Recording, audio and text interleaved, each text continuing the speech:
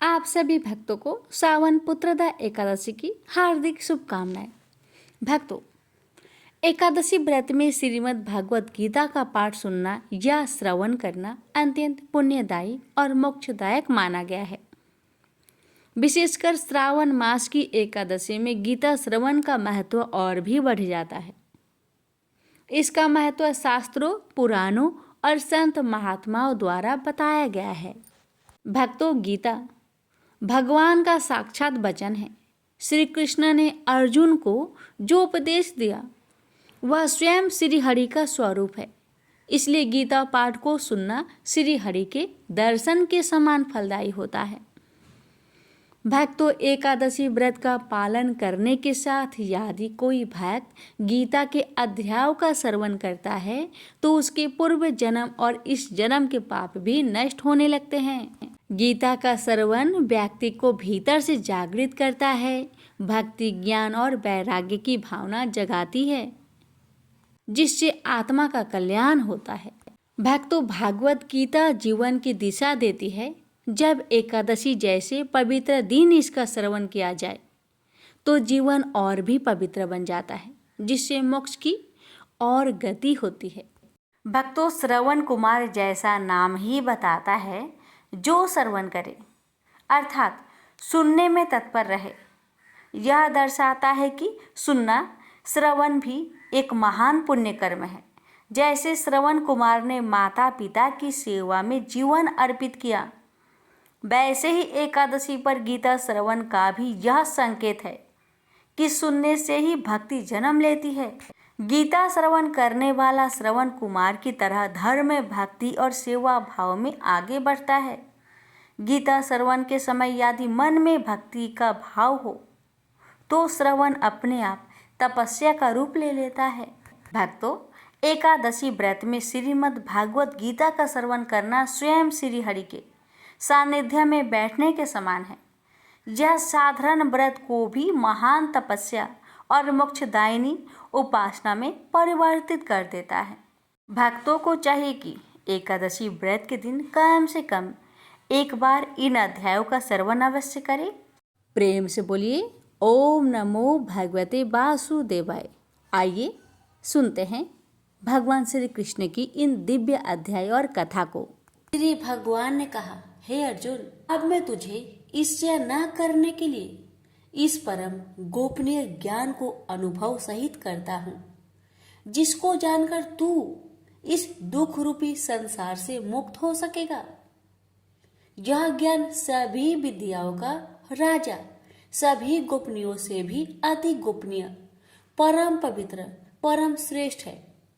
यह ज्ञान धर्म के अनुसार सुखपूर्वक कर्तव्य कर्म के द्वारा अविनाशी परमात्मा का प्रत्यक्ष अनुभव कराने वाला है। हे परंतप, इस धर्म के प्रति श्रद्धा न रखने वाले मनुष्य मुझे न प्राप्त होकर जन्म मृत्यु रूपी मार्ग से इस संसार में आते जाते रहते हैं। मेरे कारण ही यह सारा संसार दिखाई देता है और मैं ही इस संपूर्ण जगत में अदृश्य शक्ति रूप में सभी जगह स्थित हूँ। सभी प्राणी मुझ में ही स्थित है, परंतु मैं उनमें स्थित नहीं हूँ। हे अर्जुन, यह मेरी ऐश्वर्य पूर्ण योग शक्ति को देख।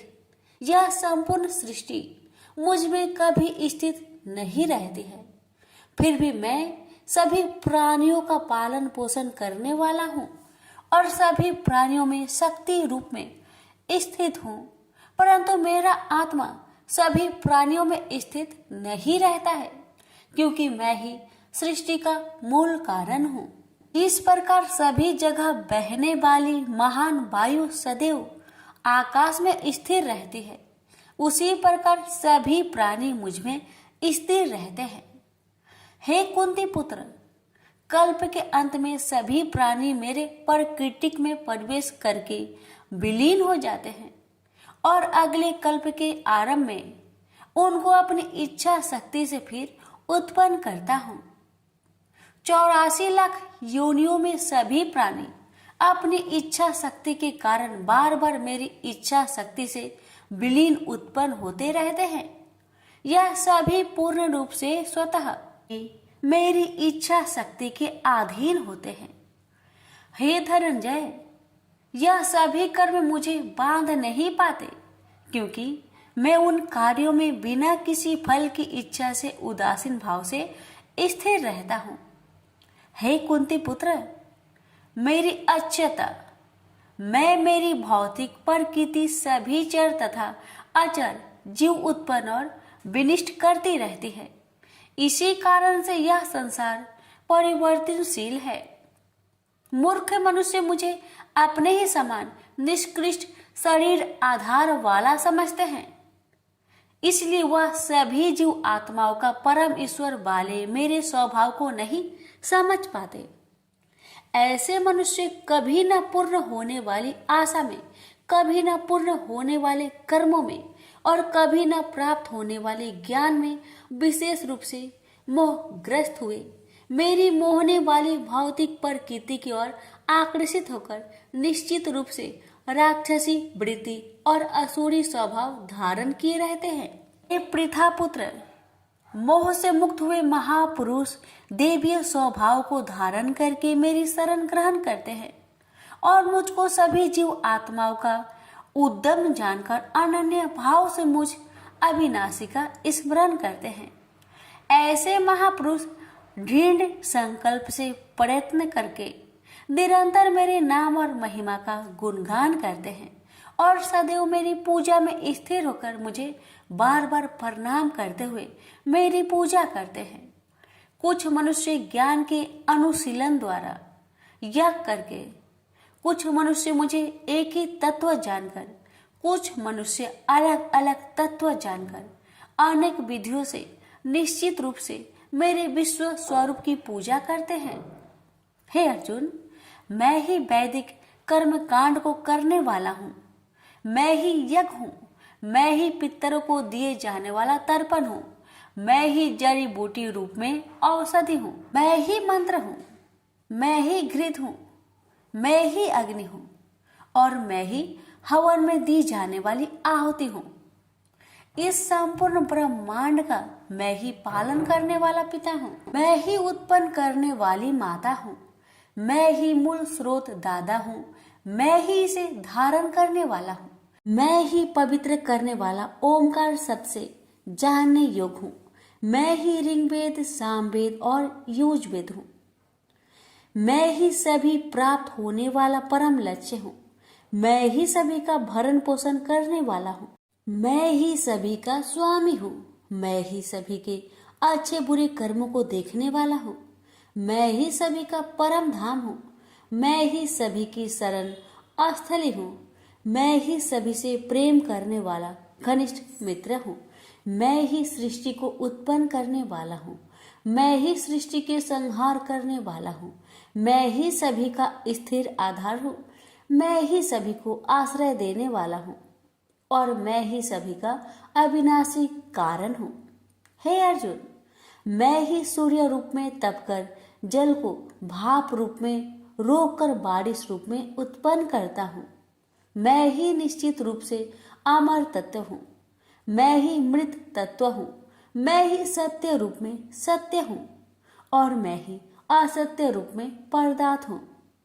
जो मनुष्य तीनों वेदों के अनुसार यज्ञों के द्वारा मेरी पूजा करके सभी पापों से पवित्र होकर सोमरस को पीने वाले की स्वर्ग लोकों की प्राप्ति के लिए प्रार्थना करते हैं, वह मनुष्य अपने पुण्य के फल स्वरूप इंद्र लोक में जन्म को प्राप्त होकर स्वर्ग में देवी देवताओं वाले सुखों को भोगते हैं। वह जीव आत्मा उस विशाल स्वर्ग लोक के सुखों का भोग करके पुण्य फलों के समाप्त होने पर इस मृत्यु लोक में पुनः जन्म को प्राप्त होते हैं। इस प्रकार तीनों वेदों के सिद्धांतों का पालन करके सांसारिक सुख की कामना वाले मनुष्य बार बार जन्म और मृत्यु को प्राप्त होते हैं। जो मनुष्य एकमात्र मुझे लक्ष्य मानकर अनन्य भाव से मेरी स्मरण करते हुए कर्तव्य कर्म द्वारा पूजा करते हैं, जो सदैव निरंतर मेरी भक्ति में लीन रहता है, उस मनुष्य की सभी आवश्यकताएं और सुरक्षा की जिम्मेदारी मैं स्वयं निभाता हूँ। हे कुंती पुत्र, जो भी मनुष्य श्रद्धा पूर्वक भक्ति भाव से अन्य देवी देवताओं को पूजा करते हैं वह भी निश्चित रूप से मेरी ही पूजा करते हैं, किंतु उनका वह पूजा करना अज्ञानता पूर्ण मेरी प्राप्ति की विधि से अलग त्रुटि पूर्ण होता है। मैं ही निश्चित रूप से समस्त यागों का भोग करने वाला हूँ और मैं ही स्वामी हूँ, परंतु वह मनुष्य मेरी वास्तविक रूप को तत्व से नहीं जानते, इसलिए वह कामनाओं के अनुसार पूर्ण जन्म को प्राप्त होते हैं। जो मनुष्य देवताओं की पूजा करते हैं वह देवताओं को प्राप्त होते हैं। जो अपने पूर्वजों की पूजा करते हैं वह पूर्वजों को प्राप्त होते हैं। जो भूतों की पूजा करते हैं वह उन भूतों के कुल को प्राप्त होते हैं, परंतु जो मनुष्य मेरी पूजा करते हैं वह मुझे ही प्राप्त होते हैं। जो मनुष्य एक पत्ता, एक फूल, एक फल, थोड़ा सा जल और कुछ भी निष्काम भक्ति भाव से अर्पित करता है, उस शुद्ध भक्त का निष्काम भक्ति भाव से अर्पित किया हुआ सभी कुछ मैं स्वीकार करता हूँ। हे कुंती पुत्र, तू जो भी कर्म करता है, जो भी खाता है, जो भी हवन करता है, जो भी दान देता है और जो भी तपस्या करता है, उस सभी को मुझे समर्पित करते हुए कर। इस प्रकार तू समस्त अच्छे और बुरे कर्मों के फलों के बंधन से मुक्त हो जाएगा और मन से सभी सांसारिक कर्मों को त्याग कर मन को परमात्मा में स्थिर करके विशेष रूप से मुक्त होकर मुझे ही प्राप्त होगा। मैं सभी प्राणियों में समान रूप से स्थित हूँ। सृष्टि में न किसी से देश रखता हूँ और न ही कोई मेरा प्रिय है, परंतु जो मनुष्य शुद्ध भक्ति भाव से मेरा स्मरण करता है तब वह मुझ में स्थिर रहता है और मैं भी निश्चित रूप से उसमें स्थिर रहता हूँ। आदि कोई भी अत्यंत दुराचारी मनुष्य अनन्य भाव से मेरा निरंतर स्मरण करता है तो वह निश्चित रूप से साधु ही समझना चाहिए, क्योंकि वह संपूर्ण रूप से मेरी भक्ति में स्थित है। हे अर्जुन, वह शीघ्र ही मन से शुद्ध होकर धर्म का आचरण करता हुआ चिर अस्थायी परम शांति को प्राप्त होता है। इसलिए तू निश्चित होकर घोषित कर दे कि मेरा भक्त कभी नष्ट नहीं होता। हे पृथा पुत्र, स्त्री, वैश्य, शूद्र, अन्य किसी भी निम्न योनि में उत्पन्न होने वाले मनुष्य हो, वह भी मेरी शरण ग्रहण करके मेरी परम धाम को ही प्राप्त होते हैं। तो फिर पुण्य आत्मा ब्राह्मणों, भक्तों और राजश्री क्षत्रियों का तो कहना ही क्या। इसलिए तू क्षण में नष्ट होने वाले दुख से भरे हुए इस जीवन में निरंतर मेरा ही स्मरण कर। हे अर्जुन, तू मुझ में ही मन को स्थिर कर, मेरा ही भक्त बन, मेरी ही पूजा कर और मुझे ही प्रणाम कर। इस प्रकार अपने मन को मुझ परमात्मा में पूर्ण स्वरूप से स्थिर करके मेरी शरण होकर तू निश्चित रूप से मुझे ही प्राप्त होगा। इस प्रकार उपनिषद, ब्रह्म विद्या तथा योग शास्त्र रूप श्रीमद् भागवत गीता के श्री कृष्ण अर्जुन संवाद में राज विद्या योग नाम का 9वां अध्याय संपूर्ण हुआ। प्रेम से बोलिए श्री कृष्ण भगवान की जय। आप सुनेंगे 9वां अध्याय का महात्म्य। श्री नारायण जी बोले, हे लक्ष्मी जी, दक्षिण देश में एक भाव सुशर्मा नामक क्षुद्र रहता था। वह बड़ा पापी और मांस मदिरा भक्षी था। एक दिन मदिरा पीने से उसकी देह छूट गई और मरकर प्रेत हुआ। वृक्ष पर बैठ गया। एक ब्राह्मण भी उसी नगर में रहता था। दिन को भिक्षा मांगकर स्त्री को लाकर देता। नारी उसकी कलहनी थी। समय पाकर उन दोनों ने प्राण त्यागे और वह दोनों मरकर प्रेत हुए और वह भी उस वृक्ष के तले में आकर रहे। कुछ काल व्यतीत हुआ। तब एक दिन उसकी नारी पिचासनी ने कहा, पुरुष पिचास, तुमको कुछ पिछले जन्म की खबर है?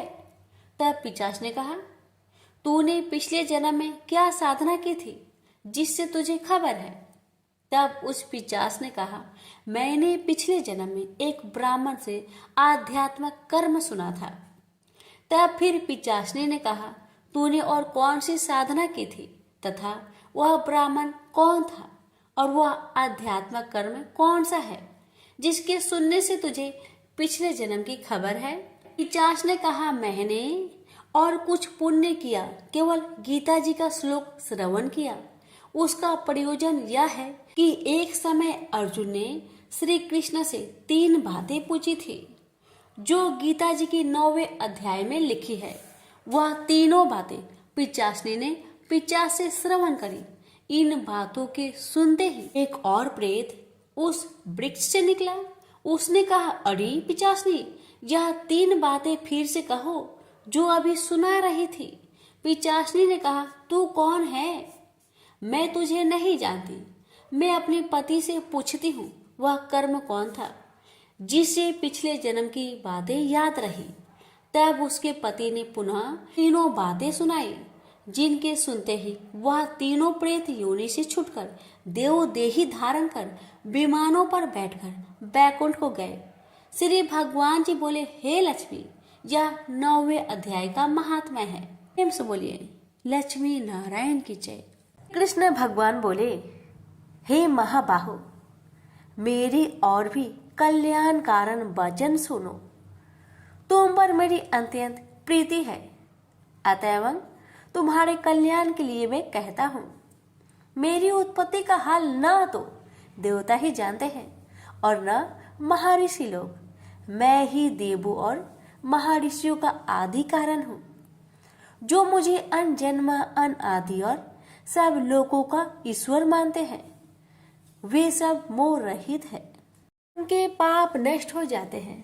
बुद्धिमान, क्षमा, सत्य, दंभ, सम, सुख, दुख, जन्म मरण, भय अभय, अहिंसा, ममता, संताप, तप, दान, यश, अपयश इत्यादि जो अनेक प्रकार के भाव हैं, वे सब मुझसे उत्पन्न होते हैं। 7 महर्षि और उनसे पहले 4 मनुष्य मेरे मन से उत्पन्न हुए। जो मनुष्य मेरी इस विभूति को भली भांति जानते हैं, वे निश्चय योग से सिद्ध होते हैं। इसमें संदेह नहीं, यह जानकर कि मैं ही सबको उत्पन्न करता हूँ और मुझी से सबकी प्रवृत्ति होती है। विवेकी प्राणी मेरी उपासना करते हैं। वे मुझी में चित्त और प्राण को लगाकर एक दूसरे को समझाते हुए भजन करते तथा सदा संतुष्ट और सुखी रहते हैं। इसको सावधान करके प्रीति पूर्वक भजन करने वाले को मैं ऐसा बुद्धि योग देता हूँ जिससे वे मुझे प्राप्त कर लेते हैं। उन पर अनुग्रह करके मैं उनकी बुद्धि में स्थित हो देदीप्यमान ज्ञान देता हूँ। अर्जुन ने कहा, आप परम ब्रह्मा हो, परम धाम हो, परम मित्र, अचल और दिव्य पुरुष हो, आदि देव हो, अनजन्मा हो, सन्यासी हो। तुमको सब ऋषि, देव ऋषि नारद, अमित, देवज्ञ और व्यास भी ऐसा कह गए और स्वयं में वह तुम भी कह रहे हो। हे केशव, जो तुमने मुझसे कहा है सो सब सत्य मानता हूँ। हे भगवान, देवता और दानव इन दोनों ने ही तुम्हारे रूप को नहीं जाना है। सब चीजों की उत्पन्न करने वाले भूतेश, हे देव, हे जगतपते, हे पुरुषोत्तम, आप स्वयं ही अपने को जानते हैं। अतः आप अपनी गत दिव्य विभूतियों का हाल पूर्णतया वर्णन कीजिए, जिनके द्वारा आप इन सब लोगों में व्याप्त हो रहे हैं। चिंतन करता हुआ भी मैं आपको किस प्रकार से जान सकता हूँ? आपका ध्यान किन किन भावों से करना उचित है? हे जनार्दन, कृपया अपनी माया और विभूतियों को विस्तार से कहिए। अमृत रूपी आपकी इस वाणी को सुनने से मेरा मन तृप्त नहीं होता। श्री कृष्ण बोले, मेरा विस्तार तो अनंत है, तो भी मुख्य मुख्य विभूतियों को मैं तुम्हें सुनाता हूँ। गुणकेश, समस्त भूतों के अंत कारण में रहने वाला आत्मा मैं ही हूँ। मैं ही उनका आदि मध्य अंत हूँ। मैं ही आदित्य में विष्णु, प्रकाश को मैं अनेक किरणों से भूषित सूर्य, मरुदगणों में मरीच, नक्षत्रों में चंद्रमा मैं ही हूँ। मैं वेदों में सामवेद, देवों में विष्णु, इंद्रियों में मन और धृत मात्र में चैतन्य मैं ही हूँ। रुद्रों में शिव, यज्ञों में कुबेर, अष्ट वस्तुओं में अग्नि और पर्वतों में सेमरु मैं ही हूँ। हे पार्थ, पुरोहितों में बृहस्पति, सेनापतियों में स्कंद और जलाशयों में समुद्र मैं ही हूँ। मैं महर्षियों में भृगुबानी हूँ, अक्षरों में ओंकार, यज्ञों में जप, यज्ञों और स्वथवारों में हिमालय मैं ही हूँ।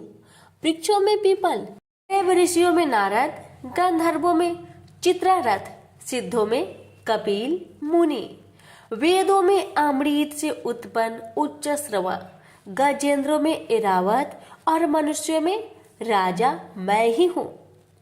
धातुओं में वज्र, गौओं में कामधेनु, प्रजा की उत्पत्ति करने वालों में कामदेव और सर्पों में वासुकी मैं ही हूँ। नागों में शेषनाग, जलचरों में वरुण, पितरों में आर्यमा और शासन करने वालों में यमराज मैं ही हूँ। शुद्ध करने वालों में वायु, शस्त्रधारियों में राम, नदियों में गंगा मैं ही हूँ। हे अर्जुन, मैं सब प्राणियों का आदि अंत, विद्याओं में आध्यात्म विद्या और वाद विवादों में वाद मैं ही हूँ। अक्षरों में ओमकार में दंड, अक्षय कोक और चार मुख वाला ब्रह्म भी मैं ही हूँ। सबको हरने वाली मृत्यु, भविष्य में होने वाले पदार्थों की उत्पत्ति, स्त्रियों में कृति, लक्ष्मी, वाणी, स्मृति, मेधा, धृति और क्षमा मैं ही हूँ। सामवेद में ब्रह्म सत्साम, छंदों में गायत्री, मासों में मार्गशीर्ष और ऋतुओं में बसंत मैं ही हूँ। यादवों में वासुदेव, पांडवों में अर्जुन, मुनियों में व्यास और कवियों में शुक्र मैं ही हूँ। दमन करने वालों में दंड, जय चाहने वालों में नीति, गुहा पदार्थों में मौन तथा ज्ञानियों में ज्ञान मैं ही हूँ। और हे अर्जुन, भूत भाव का जो बीज है वह भी मैं ही हूँ। मेरे अतिरिक्त चराचर भूत कुछ भी नहीं है। ये परंतप दिव्य विभूतियों का अंत नहीं है। विभूतियों का विस्तार मैंने संक्षेप में कहा है। जो वस्तु ऐश्वर्यवान, शोभ्यमान और यशवान है, उन्हें मेरे ही तेज के अंश से उत्पन्न हुआ जानो। यही जानो कि मैं अपने एक ही अंश से इस संपूर्ण जगत में व्यापक हूँ। प्रेम से बोलिए श्री कृष्ण भगवान की जय। अब सुनिए 10वें अध्याय का महात्म्य। नारायण जी बोले, हे लक्ष्मी जी, अब 10वें अध्याय का महात्म्य मैं कहता हूँ, आप श्रवण करें।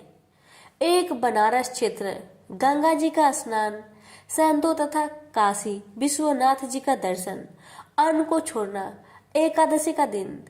हे स्वामी, इसने ऐसा क्या पुण्य किया था जिससे इसको यह गति प्राप्त हुई? शिव जी बोले, हे श्रृंगी, एक दिन यह ब्राह्मण विश्वेश्वर महादेव जी के दर्शन को जा रहा था। मार्ग में धूप की गर्मी के कारण एक समय कैलाश पर्वत पर पार्वती और हम बैठे हुए थे। एक हंस मेरे दर्शन को आया। वह हंस ब्रह्मा का वाहन था।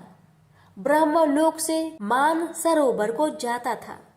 उस सरोवर में सुंदर कमल के फूल थे। वह हंस एक कमल को लागने लगा। उसकी परछाई कमल पर पड़ी तो वह हंस श्याम वर्ण हो आकाश से गिर पड़ा। तब उसी समय उस मार्ग में मेरा एक गण आया। हंस को गिरा देख गण ने कहा, हे स्वामी, वह हंस आपके दर्शन को आया था, सो श्याम वर्ण हो गया। इसका क्या कारण है? ऐसा क्यों हुआ? हंस ने कहा, मैं आपके दर्शन को आ रहा था। मान सरोवर में कमल के फूल खिले हुए थे, उसको लांघ कर आया। उससे मेरी देह श्याम वर्ण हो गई और आकाश से गिर पड़ा। कारण जानता नहीं क्या हुआ। यह सुन शिव जी हंसे। तब आकाशवाणी हुई कि हे शंभु जी, कमलनी से पूछो, वह कहेगी। कमलनी ने कहा, मैं पूर्व जन्म में पद्मावती नामक अप्सरा थी। उस समय एक ब्राह्मण गंगा के किनारे स्नान कर गीता जी के 10वें अध्याय का पाठ किया करता था। एक दिन इंद्र का सिंहासन हिला। तब इंद्र ने मुझे आज्ञा दी कि तू जाकर उस ब्राह्मण की तपस्या भंग कर। आज्ञा पाकर मैं उस ब्रीप के पास गई। उस ब्रीप ने मुझे श्राप देकर कहा, अरे पापिनी, तू कमलनी हो जा। उसी समय मैं कमलनी हो गई। तभी से मैं गीता जी के 10वें अध्याय का पाठ करती हूँ। उसी से मेरा यह तेज है कि मुझको लांगने वाला काला होकर अचेत हो जाता है। हंस ने कहा, मेरा यह श्याम वर्ण कैसे श्वेत होगा, और तू इस कमल देह से छूटकर कैसे देव देही पाई। तब कमलनी बोली, जब कोई श्री गीता जी के 10वें अध्याय का पाठ सुनाएगा उद्धार होगा। तब एक ब्राह्मण ने सरोवर में स्नान कर गीता जी के 10वें अध्याय का पाठ किया। से हंस ने और कमलनी ने सुना। तब उसका उद्धार हुआ। प्रेम से बोलिए लक्ष्मी नारायण की जय, उमापति शंकर भगवान की जय। अर्जुन ने पूछा, इस प्रकार जो भक्त सदैव योग युक्त होकर आपकी उपासना विधि पूर्वक करते हैं और वे जो अव्यक्त पर ब्रह्म को भजते हैं, इन दोनों में कौन सा योगी श्रेष्ठ है? श्री भगवान जी बोले, जो मेरे विषय में मन लगाकर परम श्रद्धा पूर्वक मुझको भजते हैं वे उत्तम योगी हैं। मैं यह मानता हूँ, परंतु जो इंद्रियों को संयम करके सर्वत्र समदृष्टि रखने वाला सब प्राणियों के हित में लगे हुए कथनीय अव्यक्त सर्वव्यापी अचिंतनीय निर्विकार अचल ध्रुव अक्षर का भजन करते हैं, वे भी मुझे प्राप्त होते हैं। अव्यक्त में मैं जिनका चित्त आसक्त है वह कष्ट अधिक पाते हैं, क्योंकि अव्यक्त गति के प्राणी कष्ट पाते हैं। हे पार्थ, जो प्राणी अपने सब कर्मों को अर्पण करके मेरी शरण में आकर अनन्य भक्ति से मेरा ध्यान करते हैं और पूजते हैं, उन शरण में आए हुए भक्तों को मैं थोड़े समय में ही मृत्यु संचार से उद्धार कर देता हूँ। मुझ में ही मन रखो, मुझ में ही बुद्धि रखो, तब तुम मुझ में ही निवास करोगे, इसमें कुछ संदेह नहीं। हे धनंजय, यदि इस प्रकार तुम मुझसे अपने चित्त को रखने में समर्थ ना हो तो योग अभ्यास द्वारा हमारे पाने के लिए बार बार यत्न करो। यदि अभ्यास भी ना हो सके तो मेरे उद्देश्य से व्रत आदि ही करो। यदि मेरे लिए तुम कर्म करोगे तो भी तुम्हें मुक्ति प्राप्त होगी, और यदि ऐसा भी ना कर सके तो मन को रोककर अनन्य भाव से मेरी शरण में आओ और फल की आशा छोड़कर कर्म करो, क्योंकि अभ्यास से ज्ञान उत्तम है, ज्ञान से ध्यान श्रेष्ठ है, त्याग से शांति प्राप्त होती है। जो किसी से द्वेष नहीं करता सबका मित्र है, दयाधारी है, ममता और अहंकार जिसमें नहीं है, सुख दुख को जो समान जानता है, क्षमावान है, संतोषी है, स्थिर चित्त से इंद्रियों को बस में रखता है, दृढ़ निश्चयवान है, मुझ में अपने मन और बुद्धि को लगाए हुए है, ऐसा मेरा भक्त मुझे प्रिय है, जिसे न लोगों का भय है न लोगों से डरता है। ऐसा जो हर्ष ईर्ष्या दुष्टों के भय और विषाद से रहित है, वह मेरा प्रिय है। जो कुछ मिले उसी में संतुष्ट, पवित्र पक्ष, निष्पक्ष, दुख रहित, फल की आशा त्याग कर करने वाला, ऐसा जो मेरा भक्त है वह मुझे प्रिय है।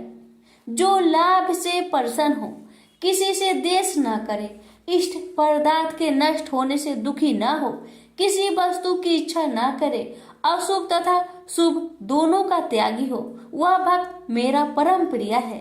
जिसको शत्रु और मित्र, मान और अपमान, सर्दी और गर्मी, सुख तथा दुख समान है, और जो वासनाओं से रहित है, निंदा एवं स्तुति को समान जानता है, जो मुझ में श्रद्धा करके मुझे मानता हुआ इस अमृत के समान कल्याणकारक धर्म का आचरण मेरे उपदेश अनुसार करते हैं वे मुझे अत्यंत प्रिय है। प्रेम से बोलिए श्री कृष्ण भगवान की जय। आप सुनिए 12वें अध्याय का महात्म्य।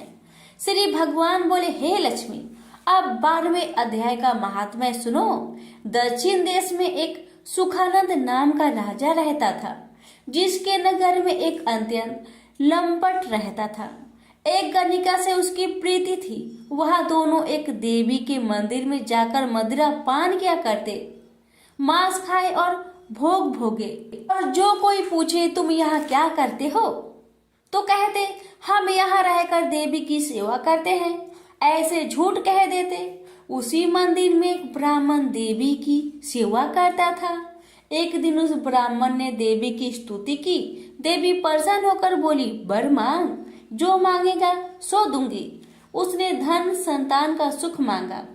देवी ने कहा, ए ब्राह्मण, मैं अवश्य तुझे संतान दूंगी, पर एक काम कर, पहले इन दोनों का उद्धार कर ले। तब ब्राह्मण ने नारायण जी का तप किया। भगवान प्रसन्न हुए तथा नारायण जी गरुड़ पर बैठकर आए और कहा, तेरी क्या कामना है? ब्राह्मण ने पूछा, इन दोनों का उद्धार कैसे हो? श्री नारायण जी बोले, हे ब्राह्मण, गीता जी के 12वें अध्याय का पाठ सुनाओ तो दोनों का उद्धार हो जाएगा। तब उन दोनों ब्रीप ने भगवान की स्तुति कर धन्यवाद दिया। फिर ब्रीप ने उस गणिका और लंपट को बैठाकर गीता के 12वें अध्याय का पाठ सुनाया। सुनते ही उन दोनों की देही छूटी और देवदेही पाकर बैकुंठ को गए। प्रेम से बोलिए लक्ष्मी नारायण की जय। भगवान बोले, हे लक्ष्मी, संसार अश्वत्थ पीपल के समान है, जिसकी पुरुष रूप जड़ ऊपर है, चराचर शाखा नीचे है, वेद इसके पत्ते हैं। जो यह जानता है वही वेद का ज्ञाता है। इसकी शाखा ऊपर नीचे फैली हुई है। सत्य, रज, तम और गुण इसकी रज वाहिनी नसें हैं, जिनसे इनका पालन होता है। शब्द रूप इनकी डालियां हैं। वह पीछे कर्म रूप में प्रकट होने वाली इसकी जड़ नीचे मनुष्य लोक में और भी नीचे तक चली गई है। और अश्वत्थ का यह रूप इसका आदि अंत और आकार संसारी प्राणी के ध्यान में नहीं आता, तथापि इसकी जड़ गहरी है। ऐसे इस पीपल का वैराग्य रूप ढींढ शास्त्र से काटकर वह स्थान ढूंढना चाहिए जहां फिर से लौटना नहीं पड़ता, और साथ ही यह विचारना चाहिए कि जिसमें वह पुरातन प्रवृत्ति उत्पन्न हुई है, मैं उसी आदि पुरुष की शरण हूँ। अहंकार और मोह रहित, संग दोष को जीतने वाले, आत्मज्ञान से निरत, सब कामनाओं से दूर, सुख दुख नामक दंड पदार्थों से युक्त ऐसे ज्ञानी पुरुष शाश्वत पद को पाते हैं। जैसे सूर्य, चंद्र या अग्नि प्रकाशित नहीं करते, वहां मेरा परम धाम है, वहां जाकर लौटना नहीं होता।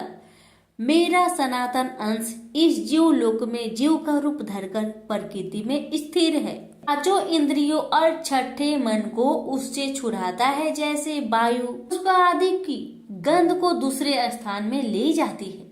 इसी प्रकार यह देह स्वामी शरीर धारण करने के बाद जब उसका परित्याग करता है, तब इंद्रियों और मन को साथ ले जाता है।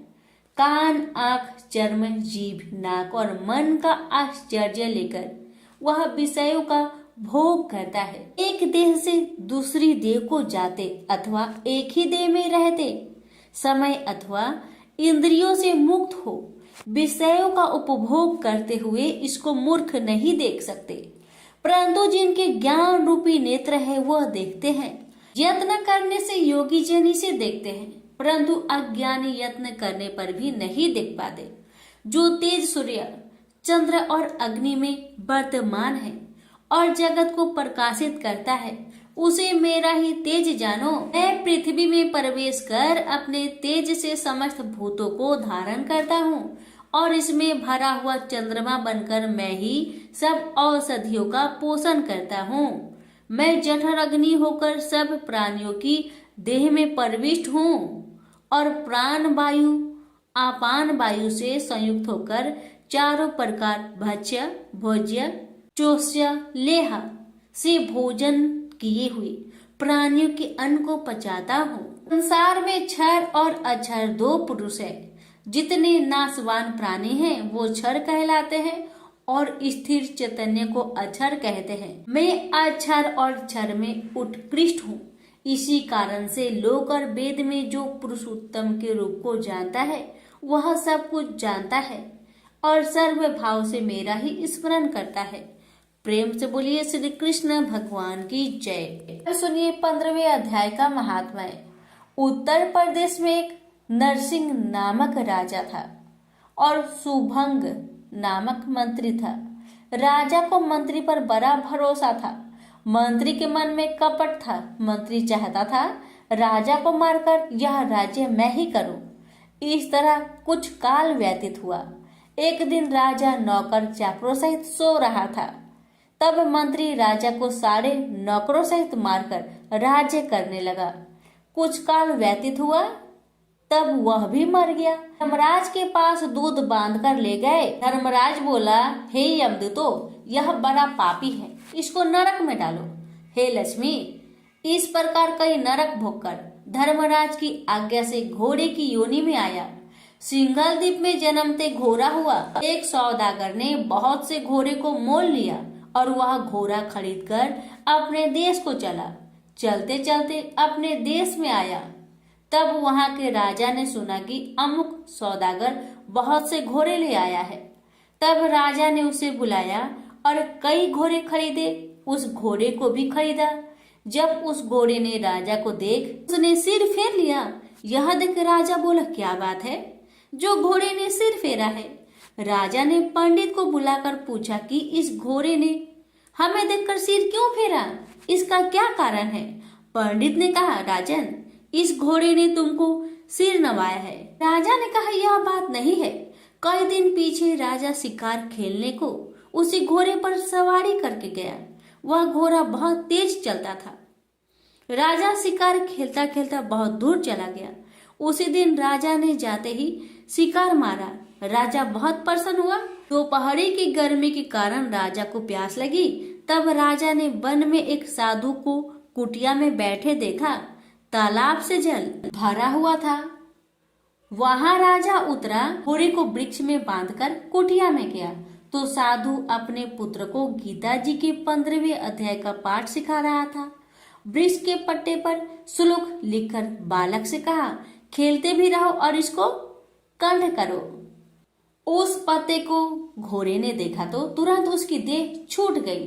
देवदेही पाई। स्वर्ग से विमान आया, उस पर बैठ बैकुंठ को चला। इतने में ही राजा जल पीकर बाहर आया। देखा तो घोड़ा मरा है। राजा चिंतित होकर बोला, यह घोड़ा किसने मारा है? इसे क्या हुआ? इतने में वह बोला, हे राजन, तेरे घोड़े का चैतन्य मैं हूँ। मैंने अब देवदेही पाई है, बैकुंठ को चला हूँ। राजा ने पूछा, तुमने कौन सा पुण्य किया है? घोड़ा बोला, यह बात ऋषिवर से पूछो। राजा ने मुनीश्वर से पूछा। मुनि बोला, हे राजन, गीता जी का श्लोक लिखा हुआ पत्ता इसके आगे पड़ा है। घोड़े ने यह अक्षर देखे हैं, इस कारण घोड़े की सदगति हुई है। श्री नारायण जी बोले, हे लक्ष्मी, यह गीता के 15वें अध्याय का महात्म्य मैंने तुमको सुनाया। प्रेम से बोलिए लक्ष्मी नारायण की जय। अर्जुन ने पूछा, हे केशव, मैं संन्यास एवं त्याग के तत्व पृथक पृथक जानने की इच्छा करता हूँ। श्री कृष्ण बोले, हे पार्थ, कामना वाले कर्मों के त्याग को ज्ञानी लोग संन्यास मानते हैं और अज्ञानी पुरुष फल के त्याग को त्याग कहते हैं। कोई पंडित कर्म को दोष युक्त जानकर त्यागना ठीक कहते हैं। कोई यज्ञ, दान, तप आदि कर्मों को छोड़ने योग्य बताते हैं। हे भारत, त्याग के विषय में मेरा ऐसा मत है कि त्याग 3 प्रकार के हैं। यज्ञ, दान, तप आदि कर्मों को नहीं त्यागना चाहिए। ये सब कर्म आसक्त और फल को त्याग कर करने चाहिए। मेरे निश्चय मत यही है जो सर्वोत्तम है। अपने नियमित कर्मों का त्यागना उचित नहीं है। यह मोह बस ऐसा किया जाए तो वह तामस त्याग है, कर्म दुखप्रद है। यह विचार कर एवं शरीर के कलेश के भय से जो त्याग करता है उसे त्याग का फल नहीं मिलता। यह राजस त्याग कहलाता है। हे अर्जुन, अपना नियमित कर्म अवश्य करने योग्य है। फल तथा आसक्त को त्याग कर जो कर्म किया जाता है वह सात्विक कर्म है। जो दुखदायक कर्म से देश नहीं करता तथा सुखदायक कर्म से प्रीति नहीं करता वह त्यागी, सत्यशील, बुद्धिमान तथा मुक्ति के योग्य है। देहधारी संपूर्ण कर्मों का त्याग नहीं कर सकता। कर्म का फल त्याग कर कर्म करने वाला त्यागी है। कर्मफल 3 प्रकार के हैं, अनिष्ट, इष्ट एवं मित्र। जो त्याग नहीं करते उनको ये मरने के बाद मिलते हैं और त्यागियों को नहीं मिलते। हे महाबाहो, संपूर्ण कर्मों की सिद्धि के लिए 5 प्रकार सांख्य शास्त्र में कहे हैं, उनको सुनो। शरीर कर्ता, साधन, पृथक पृथक चेष्टाएं और देव शरीर, वाणी एवं मन से जो भला बुरा कार्य किया जाता है उसके ये 5 कारण हैं। वह दुर्मति कुछ नहीं जानता जिसको यह अहंकार नहीं है कि मैं करता हूँ, और जिसकी बुद्धि कर्मों में लिप्त नहीं है। वह मनुष्य प्राणियों को मारकर भी उनको नहीं मारता और उनमें नहीं बंधता। ज्ञान, गृह और ज्ञाता ये 3 ही कर्मों के प्रेरक है। कारण, कर्म और कर्ता ये 3 कर्म के साधन हैं। सांख्य शास्त्र में ज्ञान, कर्म और कर्ता ये सत्वाधिक गुण के भेद 3 प्रकार के हैं, इनको भी सुनो।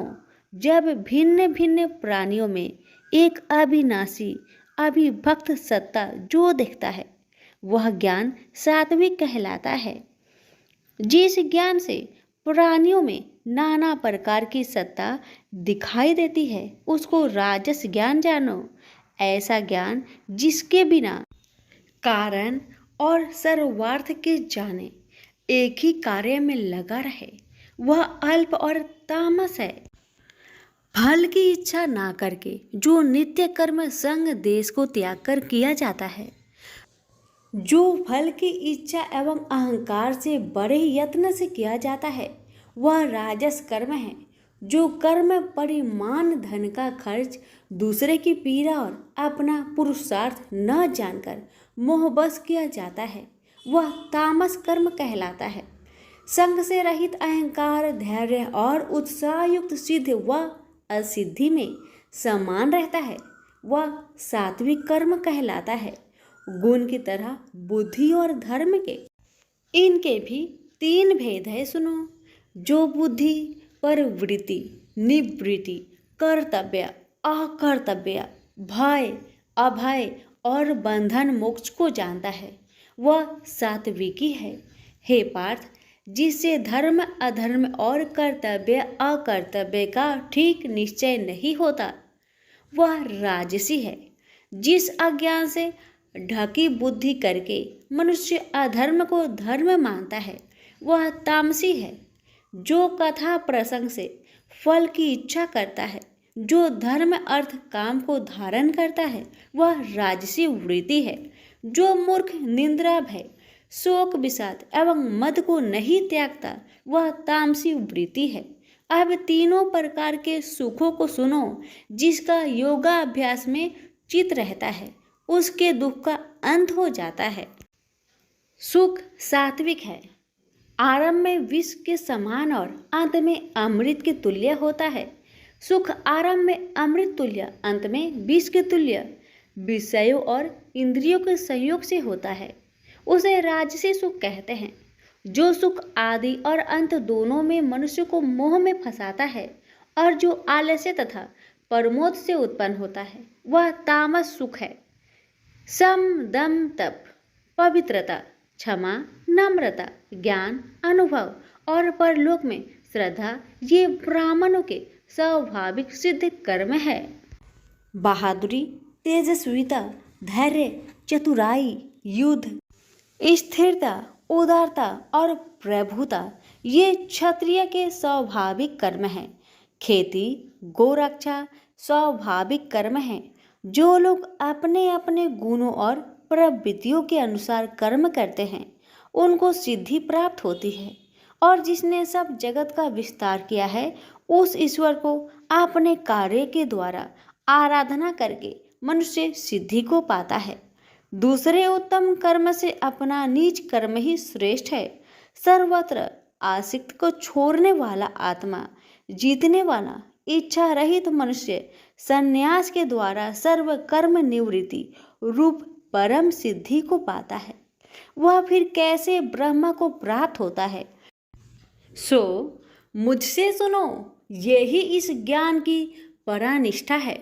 शुद्ध बुद्धि से युक्त होकर धृति द्वारा इस मन को बस में लगाकर शब्द आदि विषयों को छोड़कर राग देश से रहित होकर एकांत में रहने वाला, मिताहारी, वाणी और मन को जीतने वाला, नित्य ध्यान युक्त और वैराग्य, अहंकार, बल, घमंड, काम, क्रोध तथा परिग्रह छोड़कर ममताहीन और शांत मनुष्य ब्रह्म भाव के योग होता है। व्रत को प्राप्त हुआ पुरुष दत्तचित होकर सुख व अभिलाषा को नहीं करता है। जीवन मात्र में समदर्शी होकर मुझ में परम भक्ति पाता है। इस प्रकार ज्ञानी सदैव मुझ में निवास करने वाले सब कर्मों को भोग करता हुआ मेरे अनुग्रह से अविनाशी सनातन मोक्षप्रद को प्राप्त होता है। तत्पश्चात तत्व से मुझे जानकर फिर मन मुझ में ही प्रवेश करता है। सावधानी से अपना मन मुझ में स्थिर कर और सब कर्मों को मुझ में अर्पण कर बुद्धि योग के आश्रय से निरंतर अपने चित्त को मुझ में लगाओ। मेरे में चित्त लगाकर मेरी कृपा से दुर्गम कष्टों से तर जाओगे। यदि अहंकार से मेरी बात सुनोगे तो नष्ट हो जाओगे। यदि अहंकार का आश्रय लेकर युद्ध नहीं करूँगा ऐसा मानते हो तो यह तुम्हारा निश्चय झूठा है, क्योंकि स्वभाव तुम्हें युद्ध करवाएगा। हे कौतन्य, जिस कर्म को तू अब मोह से करना चाहता है उसे अपने स्वाभाविक कर्म से बंधा हुआ बेबस होकर करेगा। हे अर्जुन, जीवों के हृदय में स्थिर ईश्वर उनको माया से भ्रमा रहा है, मानो सब यंत्र पर चढ़े हैं। हे भारत, सब भावों में उसी की कृपा से परम शांति एवं मुक्ति को पाओगे।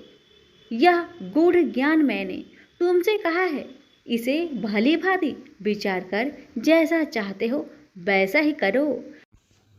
अब तू सबसे गूढ़ वचन भी सुन, क्योंकि तू मेरा परम मित्र है, इसलिए मैं तेरे हित ही कहूँगा। मेरे में मन लगाओ, मेरे ही भक्त हो, मेरे ही यज्ञ करो और मेरा ही नाम जपो। सब धर्मों को छोड़कर मेरी शरण में आओ, मैं तुम्हें सब पापों से छुड़ा दूंगा। यह मेरा रहस्य ऐसे पुरुष जो तप ना करता हो, मेरा भक्त ना हो, कभी भी नहीं कहना चाहिए।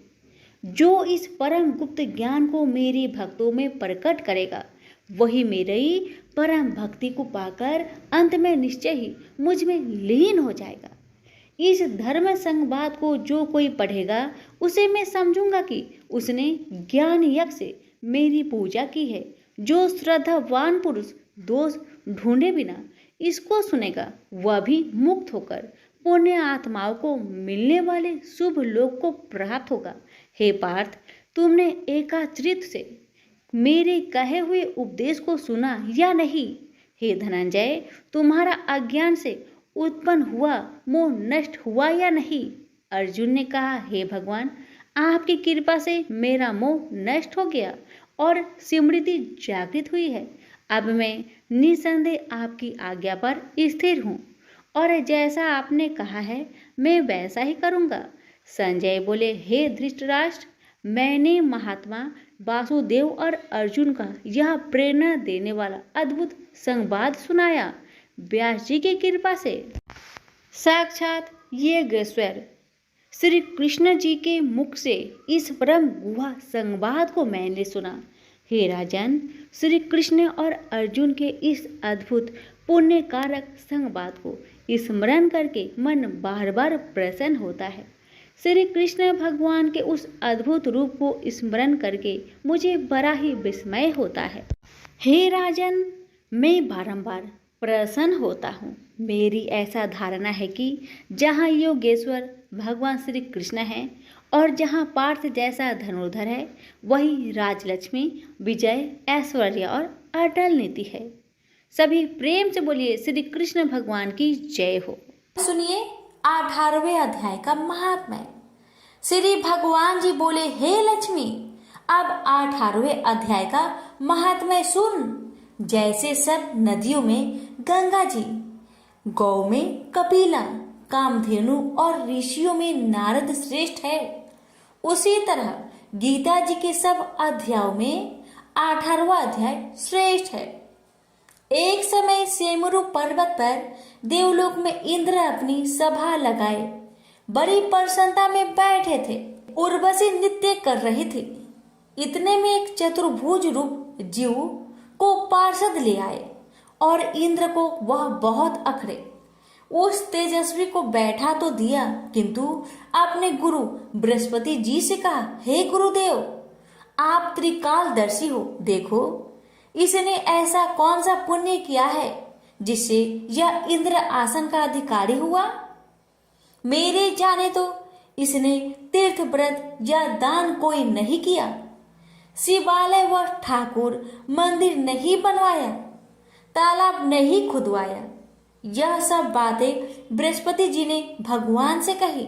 तब भगवान ने बृहस्पति जी से कहा कि इसके मन में तो भोगों की वासना थी, परंतु यह गीता जी के 18वें अध्याय का नित्य पाठ करता था। इससे जब इसने अपनी देह को त्यागी, तब मैंने आज्ञा करी, हे पार्षदों, तुम इसको पहले ले जाकर इंद्र लोक के सुख भोगवाओ। जब इसका मनोरथ पूर्ण हो जाए, तब मेरी सायुज्य मुक्ति को पहुंचा दो। सो तुम जाकर भोगों की सामग्री इकट्ठी कर दो। तब इंद्र आदि सब देवताओं ने आकर भोगों की सब वस्तु एकत्र कर दी और कहा, पहले तुम इंद्र लोक के सुखों को भोगो। बहुत काल तक इंद्रपुरी के सुख भोग कर फिर भगवान की कृपा से सामुज्य मुक्ति पाकर बैकुंठ का अधिकारी हुआ। श्री नारायण जी बोले कि हे लक्ष्मी, यह 18वें अध्याय का महात्मा है। गंगा, गीता, गायत्री कलयुग में यह तीनों मुक्ति की दाता है। प्रेम से बोलिए लक्ष्मी नारायण की जय।